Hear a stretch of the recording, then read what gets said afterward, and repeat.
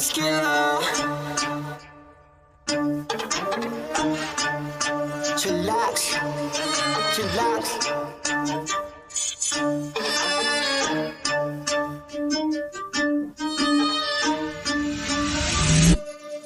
Kapag si Tito Well nag-demo, kitang-kita mura presyo. Lahat kalidad, hindi invento, trabaho pero tao-tao. Bago ilabag dapat kalidad, di lang basta pamato. Lahat detalye makukuha, di lang basta panalo. Kapag si Tito Well nag-demo, kitang-kita mura presyo. Lahat kalidad, hindi invento, trabaho pero tao-tao. Bago ilabag... Sakto, nandito na si Ma'am. Ma'am, pakilala ka naman.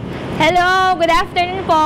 So welcome po dito sa aming NXT flagship store dito po sa NXT EDSA Crossing. Sa ating mga ka-chillax dyan, so isasama ko po kayo ngayon to check ang aming po mga latest na models ngayon. Hello, Sir Well. Hello, Ma'am. Ang ating next feature, the e-bike. Yes, so syempre, hindi tayo mauubusan na i-feature natin ng mga e-bike ngayon. So ito naman po yung ating NXT Echo. Ayan, so parang almost same lang sir ang kanyang itsura with the doon sa ating Porto, yung una natin na feature kanina. So yan, konting-konti lang talaga yung difference dito po sa front niya. Pari headlight. Yes, headlight tsaka po yung design dito. Yung design, no? Sa harapan. Yes. So ito po yung ating Echo naman, NXT Echo. Same din po ito. Na lead acid po yung kanyang battery. So ang battery po ng ating NXT Echo is 72 volts, 20 ampere din po siya. Same with dun sa ating Porto. And then ang kanya pong motor is 2,000 watts na yan, sir. 2,000 watts na siya. Ang range po ng ating NXT Echo is 40 to 60 km po, isang full charge with a speed of 40 to 50 kph. Later, sir, papakita natin yung speed niya. Capacity, sir, 200 kilos din po ito. And then ang charging time po natin is 6 to 8 hours.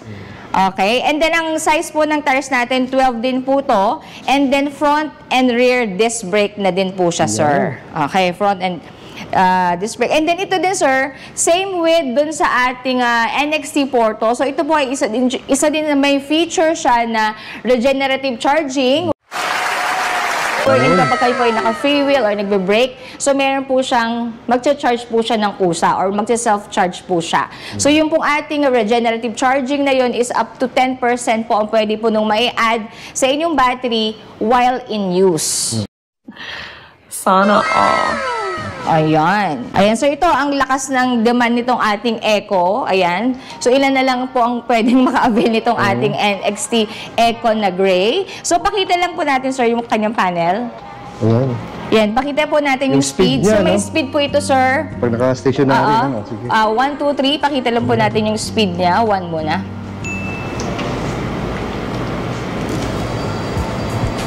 Ayan po yung sa 1. Then sa 2. Okay. Then pag nag-3 po tayo. Yan. So ang maximum speed po nito is nasa 50 kph. So same lang ba sila, ma'am, nung isa? Yes, sir. Ito? Same din po siya, nag-50. Di yung pong ating Porto, maabot siya ng 60 maabot 60 siya ang ng 60. speed 3 nun. Yes, opo. Speed 3. So dito naman, sir, so may reverse din po siya, ha? Yung ating may reverse, no? May reverse din po ito. Itong ating NXT Porto. So same din po siya. So meron din po siyang yung alarm. So pakita natin yung ating alarm. And then yung keyless feature. Ayan, sir. Yun. Okay. Stig, no? Parang kotse na rin, no? Oo, sir. May mga, pakilis-kilis. Okay, yung busina niya. Kabingi na busina. Ayun. Yan. Ayan, so may alarm na din po siya, sir. Itong ating... ano itong S? Yung S po, sir, for sports mode po yan, or yung biglang arangkada. Yung biglang aarangkada ka. So, isa ka pwede mo yung S? Yes, yes. Opo. Kung gusto kong talagang kaya mong mabilis sa takbo, biglang arangkada, so pwede mo siya, sir, na i-sports mode. Ikuy, pakita nga sa loob dito. Buksan din natin yung compartment niya. Ayan din, sir. May space, no? May circuit breaker din dito. May circuit breaker din po siya. Loob din. Ganun na. Okay. Ayos. Ayan. Ito yung hook niya, no? Yes, so meron din po siya dyan na Then meron din siyang USB charging port. Dito. Oo, isa din po yan sa feature niya. Price reveal na natin, sir, ang ating... Yun, pinakaantay na lahat. Oo, ang ating NXT Eco. So, ang ating pong price for the NXT Eco, ito po ay nakakap at 38,999 naman tayo sa ating Eco na unit. Ayan.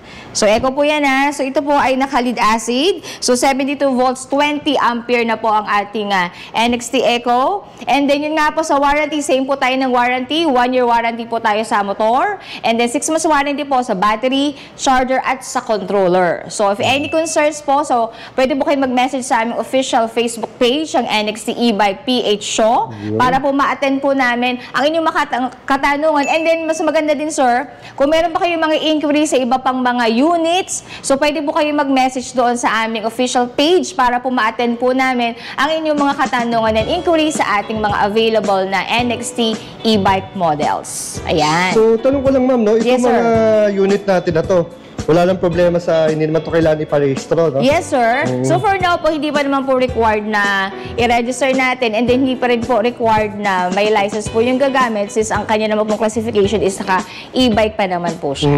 Yes. Pero siyempre, sir, for safety purposes pa rin, kailangan po mag-helmet pa rin po tayo kung Helmet, gagamit po oo. tayo nitong ating mga Tama. e-bike para po makikipagsabay tayo sa kalsada eh. Correct. Ganyan. So, again, ma'am, maraming salamat Yes, sa sir. papa-unlock mo sa ating mga kachilaks. Yes. Until next time. Yes, sir. Ikaw pa ba? So, ito, verdict na tayo. So, ito, meron naman tayong NXT Eco, another alternative. So, kahit ito ay naka-lead acid, ito ay merong motor na 2,000 watts at range na umabot ng 40 to 60 kilometers at speed na 50 kilometers per hour. So, kahit pa paano, dahil ito ay naka-lead acid pa, mas affordable siya. Mas mababa ang presyo. Pero huwag kayong mag-alala. Alam nyo ba, nung nauso pa yung 3 and 4 wheels, di ba? Lahat naman sila ay naka-lead acid pa eh. Pero hanggang ngayon, tumatakbo pa. So, ibig sabihin, maaaring tumagal pa ang mga naka-lead acid na battery. If naghanap naman kayo ng mga naka-lithium ion, nandito naman ang Voltaris at mayroon pa silang isang unit na naka-lithium ion. Kaya ako sa inyo, pumili na kayo, bisita na kayo dito sa NXT e-bike sa May Show. See you!